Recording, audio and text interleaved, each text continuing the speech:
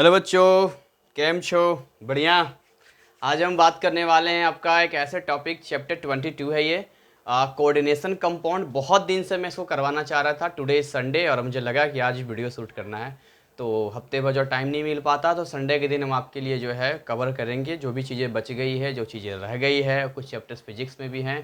तो इसी बात पर जो है, अगर नए हो तो जल्दी हमारे चैनल को सब्सक्राइब करके हमारे फैमिली का हिस्सा बन जाओ, ताकि बेल आइकन क्लिक जरूर करना, इन्फॉर्मेशन आपको पहुंचता रहे। और आज हम बात करेंगे चैप्टर 22 को, जो कि बहुत इंपॉर्टेंट है। और इसलिए इंपॉर्टेंट है क्योंकि पहले मैं इसको इग्नोर कर रहा था, फिर मैंने कहा नहीं यार, जब मैंने क्वेश्चन पेपर को देखना शुरू किया तो मुझे रियलाइज हुआ कि यार ये तो हर साल पूछता है। यानी कि हर साल 4 नंबर का, कभी 6 नंबर का, 4 नंबर का, कभी 6 नंबर का। तो हर साल पूछने का मतलब ये हो गया कि अब ये मान के चलो कि एकदम से एक बार सीख लोगे तो आपका 4 या 6 नंबर पक्का हो जाएगा। तो आइए स्टार्ट करते हैं हम लोग कोऑर्डिनेशन कंपाउंड के बारे में शुभारंभ करते हैं, और उसके बाद अपना 4 या 6 नंबर पक्का करते हैं जी। देखिए, चैप्टर की जो शुरुआत होती है, चैप्टर में एक्चुअली जो हम पढ़ते हैं, स्टडी करते हैं, तो उसमें क्या पढ़ना होता है? सबसे पहले इसमें पोस्टुलेट्स ऑफ वार्डनर्स कोऑर्डिनेशन थ्योरी के बारे में दिया है। वार्डनर्स एक साइंटिस्ट का नाम है जिन्होंने कोऑर्डिनेशन के बारे में अपनी थ्योरी दी। तो यहाँ पर हम हेडलाइन कम से कम लिख लेते हैं कि क्या पर है। वार्डनर्स थ्योरी की बात करते हैं हम लोग कि वार्डनर्स का क्या थ्योरी रहा है यहाँ पर। ठीक है, वार्डनर्स थ्योरी की हम लोग बात कर लेते हैं। बहुत ज़्यादा लंबा नहीं लिखूंगा मैं आपके लिए, एकदम से इस तरीके से लिखूंगा ताकि आपको क्लियरली समझ में आए, चीज़ें आपका क्लियर रहे, बढ़िया रहे, इस वे में आपका लिखूंगा मैं। चलिए, तो यहाँ से जब हम वर्डनेस थ्योरी की बात करते हैं तो एक्चुअली वर्डनेस थ्योरी क्या कहता है? वर्डनेस थ्योरी आपसे कहता है कि देखिए, जितने भी मेटल्स होते हैं, हाँ जी, जितने भी मेटल्स होते हैं उनके पास क्या होती है? वैलेंसी होती है। यस सर, उनकी वैलेंसी होती है। अरे होती है कि नहीं होती है? वैलेंसी कैसे निकालते हैं, याद है तुम्हें? जैसे sodium Na+, calcium Ca2+, magnesium Mg2+। तो जितने भी मेटल्स होते हैं सबकी वैलेंसी होती है। तो अब तक जो हम पढ़ रहे थे बच्चों, वो कौन सी वैलेंसी पढ़ रहे थे? तो अब तक जो हम पढ़ रहे थे वो प्राइमरी वैलेंसी ही पढ़ रहे थे, लेकिन अब हमें एक सेकेंडरी वैलेंसी भी पढ़ना है। सर क्या कह रहे हैं ये? हाँ भाई, प्राइमरी वैलेंसी भी होता है, सेकेंडरी वैलेंसी भी होता है, टर्सरी भी होता है क्या? ना ना, टर्सरी नहीं है, केवल 2 ही वैलेंसी पढ़नी है, प्राइमरी वैलेंसी और सेकेंडरी वैलेंसी। तो मोटे मोटे तौर पर आपको क्लियरली समझा देता हूं मैं कि प्राइमरी वैलेंसी और सेकेंडरी वैलेंसी में फ़र्क क्या होता है। एक बार थोड़ा सा देख लेते हैं। तो देखिए, इसको 2 कैटेगराइज हम लोग बांट देते हैं यहाँ पे। एक तरफ मैं यहाँ लिख देता हूँ primary valency, this is primary valency. क्या मैंने लिखा? This is primary valency and this is secondary valency. चलिए जी, वेल एंड गुड, बहुत बढ़िया। तो सर ये बताइए कि जो प्राइमरी वैलेंसी है और सेकेंडरी वैलेंसी है, दोनों में क्या फ़र्क है? अरे हाँ हाँ भाई, वही तो बता रहा हूँ मैं।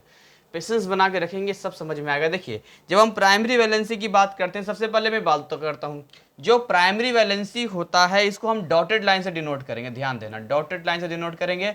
और जो सेकेंडरी वैलेंसी होगा आपका, वो सेकेंडरी वैलेंसी होगा थीक लाइन से डिनोट करेंगे। कैसे डिनोट करेंगे? थीक लाइन, यानी कि मोटे लाइन से हम लोग इसको दिखाने की कोशिश करेंगे। साथ में मैं आपको बता दूं कि कहीं कहीं आपको ऐसा होगा कि सेंट्रल मेटल एटम की ओर एक एरो लगा के भी हम ऐसे करके दिखाएंगे, एक एरो लगा के दिखाएंगे जो इस तरह का आएगा यहाँ पर, राइट। तो अभी हम उसके बारे में भी आपको बात करेंगे कि एक्चुअली जो है कोऑर्डिनेशन कंपाउंड दिखता कैसा है। आगे हम लोग बात करते हैं, जो प्राइमरी वैलेंसी होता है वो रिफर करता है ऑक्सीडेशन नंबर को। किसको करता है? ऑक्सीडेशन स्टेट बोल सकते हैं, ऑक्सीडेशन नंबर बोल सकते हैं। तो ऑक्सीडेशन स्टेट में लिख देता हूं यहाँ पर। और जो सेकेंडरी वैलेंसी होता है वो कोऑर्डिनेशन नंबर को करता है। तो सर ये कोऑर्डिनेशन नंबर क्या होता है? What is coordination number?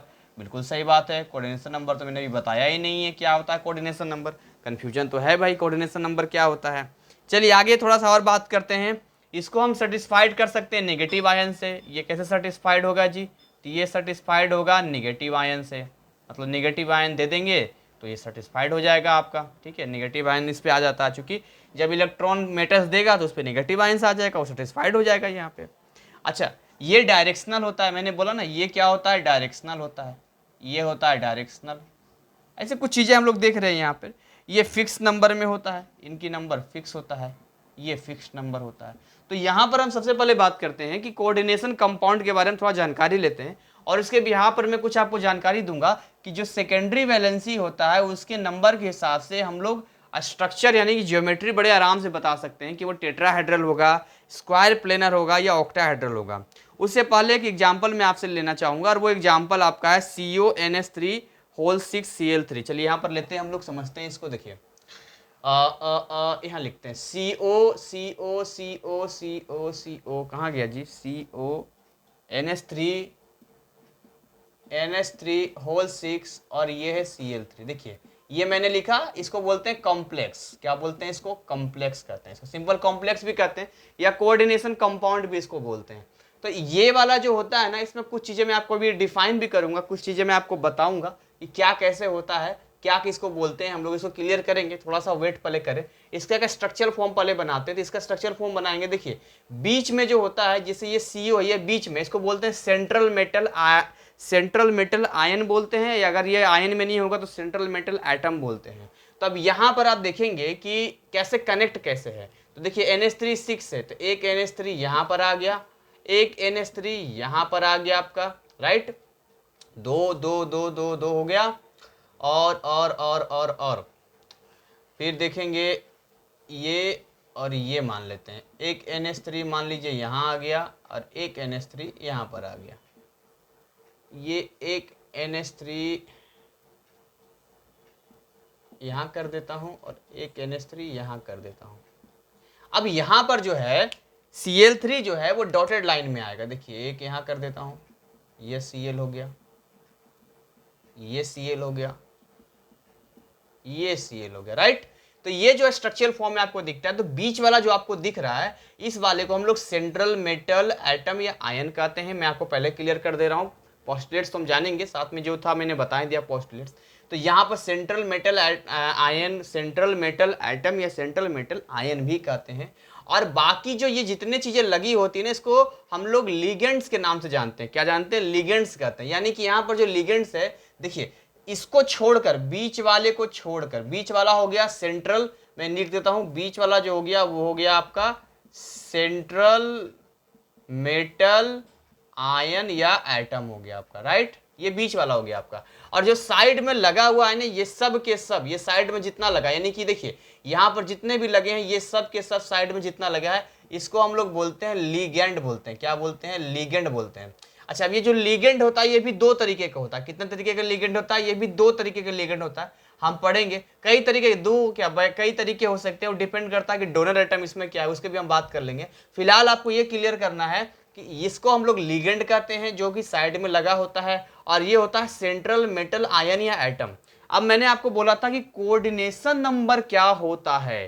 तो देखिए जितने लिगेंड इससे कनेक्ट होंगे, जितने भी लिगेंड इससे कनेक्ट होंगे, टोटल हम जब काउंटिंग कर लेंगे तो इसको हम लोग कोऑर्डिनेशन नंबर के नाम से जानेंगे। क्या जानेंगे? इसको हम लोग कोऑर्डिनेशन नंबर बोलेंगे। तो आपको कोऑर्डिनेशन नंबर क्लियर हो गया कि कोऑर्डिनेशन नंबर का मतलब होता क्या है। जैसे यहां मुझे बताएं कि यहाँ कोऑर्डिनेशन नंबर कितना होगा। बहुत इजी चैप्टर है भाई, इसको थोड़ा समझो। कोऑर्डिनेशन नंबर यहाँ कितना हो जाएगा? तो गिनती कर लो, 6 3 9। यहाँ कोऑर्डिनेशन नंबर कितना हो गया? 9 हो गया कोऑर्डिनेशन नंबर। तो हमने क्या किया अब तक जाना? हमने केवल वर्डनेट्स का पोस्टुलेट्स यानी कि कोऑर्डिनेशन थ्योरी हम लोग जाना, जिसमें प्राइमरी वैलेंसी मेटल्स का और सेकेंडरी वैलेंसी देखा हमने। अच्छा, यहाँ पर जो प्राइमरी वैलेंसी है वो Cl के लिए प्राइमरी वैलेंसी हमने दिया है और बाकी के लिए हमने सेकेंडरी वैलेंसी दिया है। सो हाउ टू आइडेंटिफाई, मतलब कैसे कहते हैं कि सेकेंडरी वैलेंसी है। तो मैंने बोला ना कि सेकेंडरी वैलेंसी रेफर करता है कोऑर्डिनेशन नंबर को। तो कोऑर्डिनेशन नंबर को रेफर करता है, इससे अटैच होता है सेकेंडरी वैलेंसी यहाँ पे। चलिए आगे जरा हम लोग बात करते हैं और समझते हैं। ये जो आपको दिख रहा है, ये जो कोऑर्डिनेशन आपको कंपाउंड दिख रहा है, इसमें जो ब्रैकेट के अंदर होता है, जो ब्रैकेट के अंदर वाला हिस्सा होता है, इसको हम लोग बोलते हैं प्राइमरी कोऑर्डिनेशन स्फीयर बोलते हैं, या कोऑर्डिनेशन एंटिटीज के नाम से इसको जानते हैं। ठीक है, तो यहां पर मैं इस वाले हिस्से को लिख देता हूं कि ये वाला हिस्सा जो है, ये वाला हिस्सा जो कि ब्रैकेट के अंदर होता है, दिस इज कॉल्ड, या तो आपके बुक में दिया है ये, या तो इसको हम बोलते हैं प्राइमरी कोऑर्डिनेशन स्फीयर, या इसको एंटिटीज भी बोलते हैं। ठीक है, या सिंपली जो है कोऑर्डिनेशन स्फीयर भी इसको बोलते हैं। और जो ब्रैकेट के बाहर होता है, यानी ये वाला हिस्सा Cl3 वाला, इसको हम लोग बोलते हैं काउंटर आयन। क्या बोलते हैं इसको?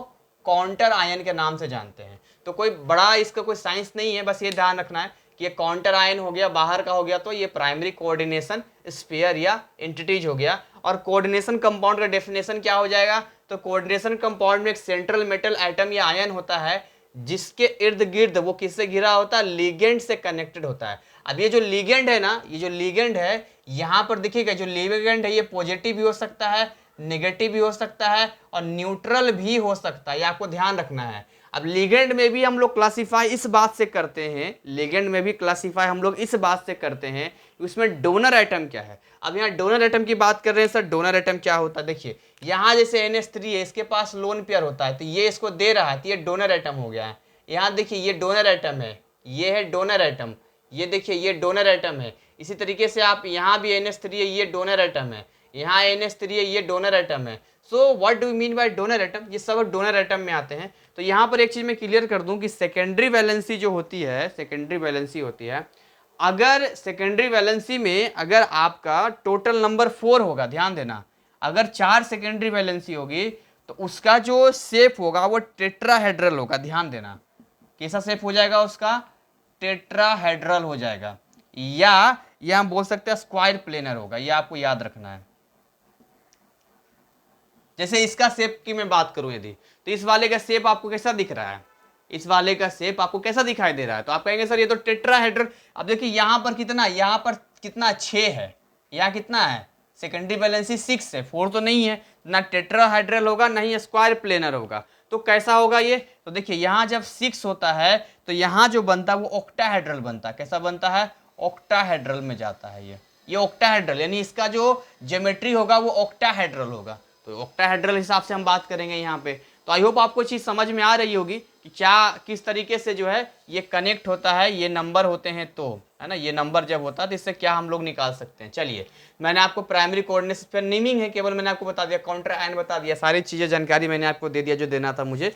चलिए आगे थोड़ा सा हम लोग बात करते हैं कि उससे पहले कि लिगेंड के बारे में हम लोग जाने, थोड़ी सी जानकारी और ले लेते हैं कि आपसे पूछेगा कि जो वर्नर्स भाई साहब थे ना, ये जो वर्नर भाई साहब थे, है नहीं, ये जो वर्नर भाई साहब थे बड़े स्माइल कर रहे हैं, तो इनके थ्योरी में भी ना कुछ कमी आ गई, कुछ ड्रॉबैक आ गया। ऐसी बात नहीं है कि हर किसी की थ्योरी जो सक्सेसफुल रहती है, और मुझे तो आज तक समझ में नहीं आया, जितने भी साइंटिस्ट हैं ना, हर किसी का कोई पीछे का साइंटिस्ट आता है ना, वो कहता है ये वाला ड्रॉबैक है, ये वाला कमी तो भाई होना ही है। एक साइंटिस्ट जो है अपने जीवन काल में जितनी भी चीज़ें ढूंढता है तो अगला साइंटिस्ट ऑब्वियसली उससे आगे की बात करता है, वो जीरो से थोड़ी ना स्टार्ट करता है, तो उसमें कुछ और बेटर मिलता है, तो फिर वो एक्सप्लेन करता है कि ये चीज़ें ऐसे नहीं ऐसे थी, ऐसे नहीं ऐसे थी। वो खुद भी आप करते हैं तो आपको पता चल जाता है। कई बार आप चीज़ों को बनाते हैं और जब दोबारा उसको आप करने जाते हैं तो आपको पता चलता है यार ये तो ऐसे भी हो सकता है, यानी वो वाला तरीका गलत था।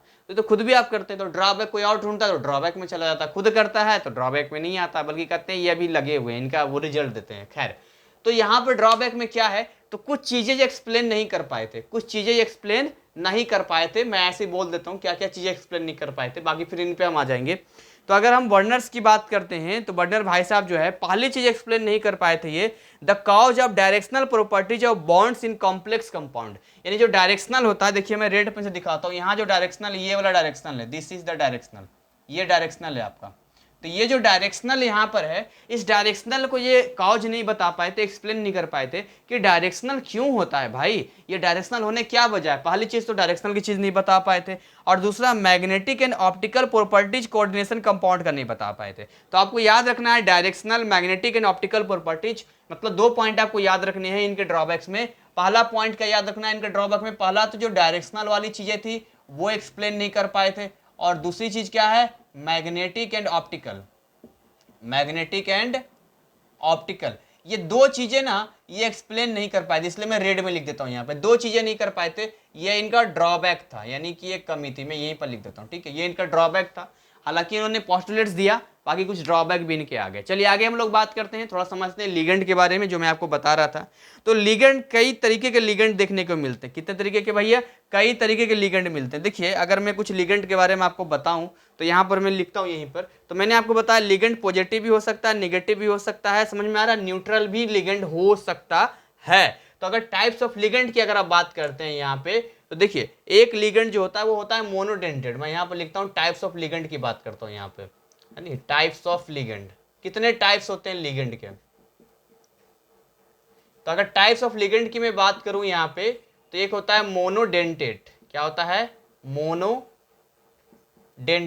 अच्छा, मोनोडेंटेड इस बात पे डिपेंड करता है कि डोनर एटम कितना है इनके पास, नंबर ऑफ डोनर एटम, इनके पास डोनर एटम कितना है।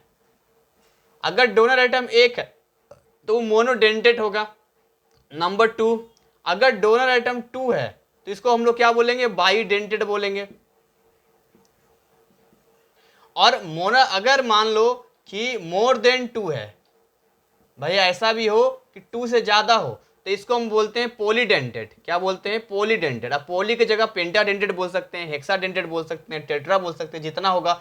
तो ये हो गया पॉलीडेंटेड, डेंटेड सब में आएगा। अच्छा कुछ एग्जांपल लेके समझाइए सर कि किस तरीके से जो है ये वाला होता है। तो मैं अभी आपको समझा देता हूँ। देखिए जब हम मोनोडेंटेड की बात करते हैं तो अभी जो ये NH3 आपका एग्जाम्पल में ये मोनोडेंटेड ही तो है, देख रहे हैं यहाँ पर एक एटम है जो अपना एक लोन पेयर देता है। अच्छा कोऑर्डिनेशन कंपाउंड का सबसे बड़ी बात क्या होता है, नॉर्मली हमने 3 तरह के आपको पढ़ाया है। कितने तरीके के पढ़ाया है, 3 तरीके के पढ़ाया है।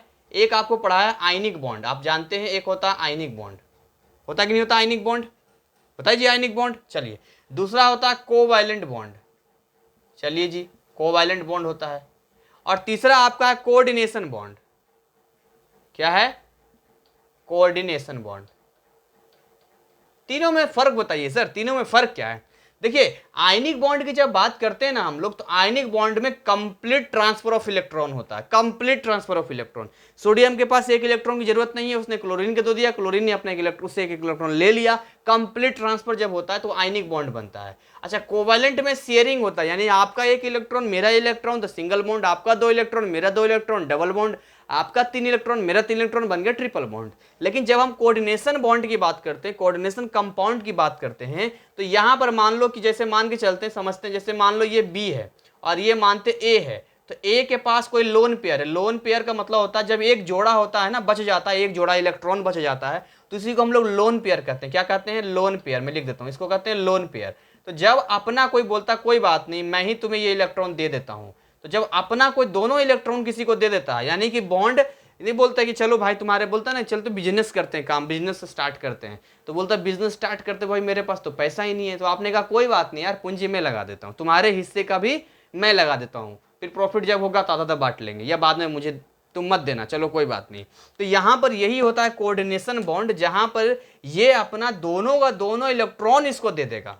और जब दोनों इलेक्ट्रॉन इसको दे देगा तो जो बॉन्ड बनेगा तो ये डायरेक्शनल बॉन्ड बनेगा, जो देने वाला होगा और जो लेने वाला होगा। तो जिधर से, जैसे इधर से इधर की ओर दे रहा है ना, इसलिए इसका डायरेक्शन इस तरीके का है। और जनरली ये सेंट्रल एटम ही होता है। क्या होता है, सेंट्रल एटम होता है, और कई बार सेंट्रल आयन भी कहते हैं जब आयंस में होता है। तो ये मोनोडेंटेट हो गया जब डोनर एटम एक है। चलिए H2O की बात करते हैं हम लोग।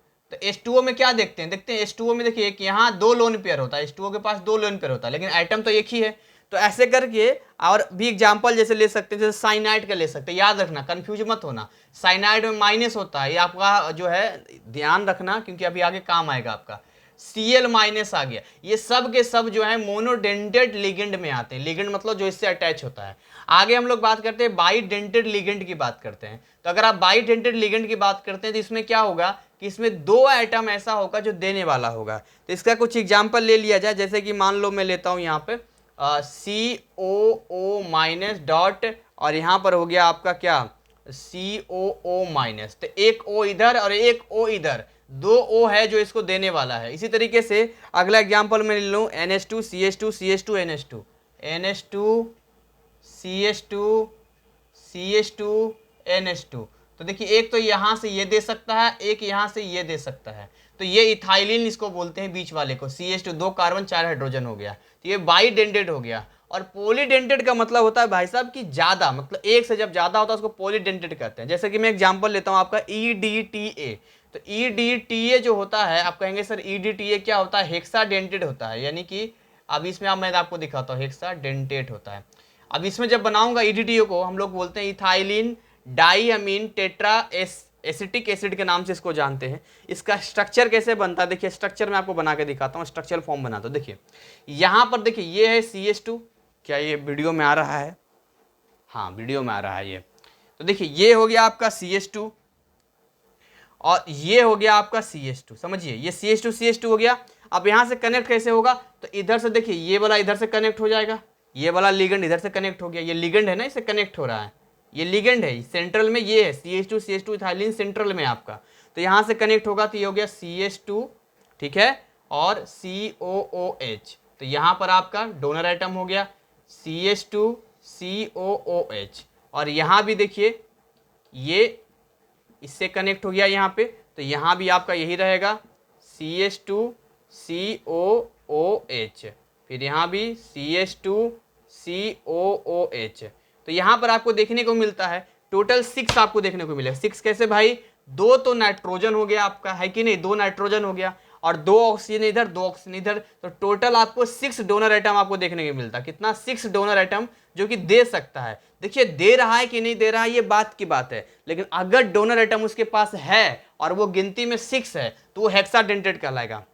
ध्यान देना फिर आप। तो इसका EDTA का फुल फॉर्म क्या हो गया, कैसे नाम, अभी नेमिंग भी मैं आपको सिखाऊंगा नेमिंग कैसे करते हैं। तो ये है आपका इथाइलिन डाई अमीन टेट्रा एसिटिक एसिड। इथाइलिन ये वाला हिस्सा हो गया इथाइलिन, ये हिस्सा हो गया इथाइलिन। उसके बाद यहाँ से नाम स्टार्ट करते हैं, तो ये देखिए ये एन जो है एमीन में आता है तो ये गया डाई एमीन। फिर ये एसिटिक एसिड 4 है तो टेट्रा एसिटिक एसिड, इसका नाम है EDTA। चलिए कोई बात नहीं, तो ये सारी जानकारी मैंने आपको दे दिया, आपको बता दिया कि भाई ये चीज़ें होती है और इस तरह की चीज़ों में हम लोग डालते हैं, समझते हैं, और लगभग मैंने आपको सारी जानकारी दे दिया है। चलिए कुछ चीज़ छूटेगा तो लास्ट में भी हम देख लेंगे, कोई बड़ी बात नहीं है। अब कुछ स्पेशल चीज़ें हम लोग समझते हैं, तो इसको एक बार मैं रफ कर देता हूँ, और रफ करने के बाद 1 मिनट में पहले समराइज कर देता हूँ, ठीक है। समराइज करना जरूरी है। तो समराइज मैंने क्या किया, तो हमने पढ़ा भाई, हमने क्या पढ़ा, हमने पढ़ा इसको कि क्या होता है कोऑर्डिनेशन कंपाउंड। तो कोऑर्डिनेशन कंपाउंड जो होता है बच्चों, एक्चुअली कोऑर्डिनेशन कंपाउंड के बारे में मैं आपको बताऊं तो कोऑर्डिनेशन कंपाउंड एक ऐसा कंपाउंड होता है जिसमें एक सेंट्रल मेटल एटम या आयन होता है और बाकी वो लिगेंड से कनेक्ट होते हैं। लिगेंड पॉजिटिव भी हो सकता है, नेगेटिव भी हो सकता है, न्यूट्रल भी हो सकता है, राइट। अब यहाँ जो कोऑर्डिनेशन कंपाउंड को जब हम क्लियर करते हैं कोवैलेंट और आयनिक कंपाउंड से, तो जहाँ आयनिक कंपाउंड में या आयनिक बॉन्ड में कंप्लीट शेयरिंग ऑफ इलेक्ट्रॉन होता है, कोवैलेंट में sharing complete transfer of electron होता है आयनिक वाले में, कोवैलेंट वाले में शेयरिंग ऑफ इलेक्ट्रॉन होता है। बट कोऑर्डिनेशन बॉन्ड में कोई ऐसा होता है जो डोनर एटम होता है, यानी कि अपना एक जोड़ा इलेक्ट्रॉन किसी को दे देता है, जैसे लोन पेयर हम लोग भी कहते हैं। एक्सेप्टर लेने वाले को एक्सेप्टर हम लोग कहते हैं। जनरली वो सेंट्रल मेटल आयन या एटम ही होता है। इसके अलावा हमने जाना टाइप्स ऑफ लिगेंड्स के बारे में, जाना कितने टाइप्स ऑफ लिगेंड्स होते हैं। तो अगर डोनर एटम एक होता तो उसको मोनोडेंटेट कहते हैं, डोनर एटम 2 होगा तो उसको बाइडेंटेट कहते हैं। इसी हिसाब से जितने डोनर एटम होंगे उसी का नाम डालते जाएंगे। मल्टीपल होगा 2 से ज़्यादा तो पॉलीडेंटेट के नाम से हम जानेंगे। और जब हमने देखा था यहाँ पर सेकेंडरी वैलेंसी, अगर सेकेंडरी वैलेंसी 4 है तो टेट्राहेड्रल या स्क्वायर प्लेनर, और 6 है तो ऑक्टाहेड्रल। सेकेंडरी वैलेंसी और प्राइमरी वैलेंसी में फर्क समझना आपको पढ़ना पड़ेगा, क्योंकि जब हम लिगेंड की बात करेंगे तो प्राइमरी वैलेंसी हो चाहे सेकेंडरी वैलेंसी हो, दोनों को ही जोड़ के बता देते हैं। लेकिन जब क्लियरिफाई करना होता है कि इसमें सेकेंडरी वैलेंसी कौन है, तो जो कोऑर्डिनेशन बॉन्ड बनाता है वही सेकेंडरी वैलेंसी की गिनती में आता है। और जो डॉटेड लाइन बनाता है, यानी कि सिंपल जैसे कि अब तक जो बॉन्ड आता आया है, तो वो जो है वो नहीं आता है उसमें, वो प्राइमरी वैलेंसी में फिर आ जाता है। ये सारी तमाम चीज़ें हमने देखा समझा। आइए थोड़ा सा आगे कीलेट के बारे में जान लेते हैं। कीलेट क्या होता है, क्या कीलेट का मतलब, अगर कीलेट पूछ दे तो आप जवाब उसका दे देंगे, बहुत ईजी है। तो इसको रफ कर लेते हैं थोड़ा सा और कीलेट के बारे में जानते हैं।